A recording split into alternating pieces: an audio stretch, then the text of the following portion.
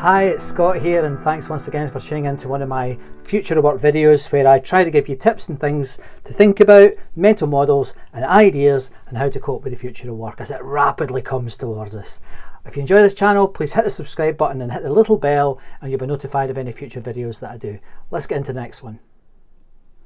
Now, one of my favourite quotes is from Isaac Newton. Famous for his work as a physicist, but he also was a man who thought a lot about wisdom and what it meant. And in one of his most famous quotes, he brings this image to your head of a little boy standing on a beach, throwing pebbles into the sea. And basically what the quote says, and I'll put the exact quote here so you can have a look at it, but basically what he says is, the more experienced you get, the more you understand that you don't really know much about anything. And it's one of the reasons why I have a problem with a particular attitude that some people have. And that attitude is certainty.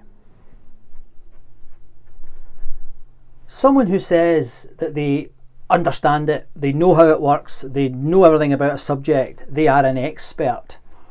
I think a little alarm bell should go off in your head whenever you hear that. They may well know a lot about a particular subject. They may well know more than I know. But the people that I'm drawn towards are the people who say, do you know what? I've been working in this field for many years and I've got some ideas and I think I know a little bit about it, but I've still got a lot to learn. I think that's not only attractive, but it's also a much more realistic perspective on the complex things that are human beings. I heard a quote from, an African quote from Senegal actually, which said this: when an elder dies, a library burns down. When an elder dies, a library burns down. Now that sends my brain off in all sorts of directions. You know, what does it mean? Well, it means that you've got to learn from them, you've got to understand their story, where they came from, understand, you know, how they got to the positions they got to. So I think that's quite powerful just on its own.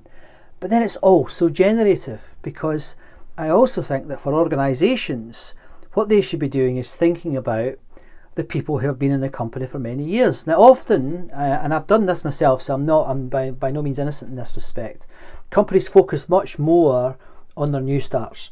They focus on their new seed corn, or whatever it is they call them in HR language, whatever it is the language these people use these days.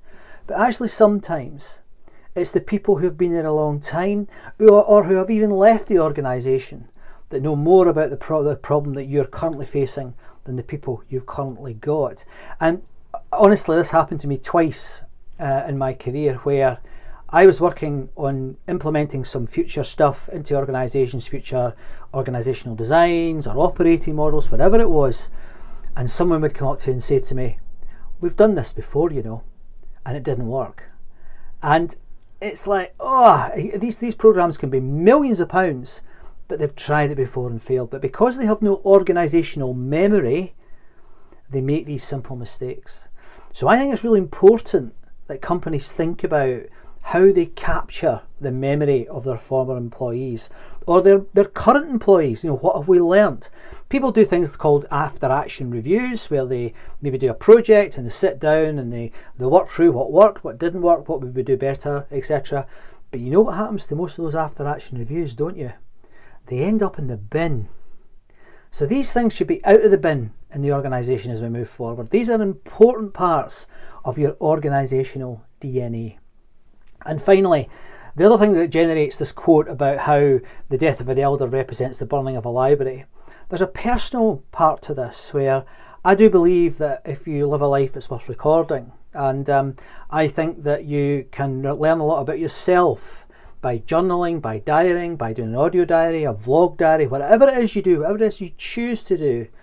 That is a really powerful technique that can really help you not only remember things, but actually pass them on to the next generation so they don't forget where they came from. In my most recent TEDx talk, I started it by saying I'm going to talk about my grandfather's foot. And that foot was actually in this box, which I'll show you now before I finish. Now here's my It's an old printer's box that I bought in a thrift shop in Edinburgh about 30 years ago. And in here I've got my grandfather's foot. Now don't worry if you're squeamish, it's not what you think, despite my skulls and my brains behind me.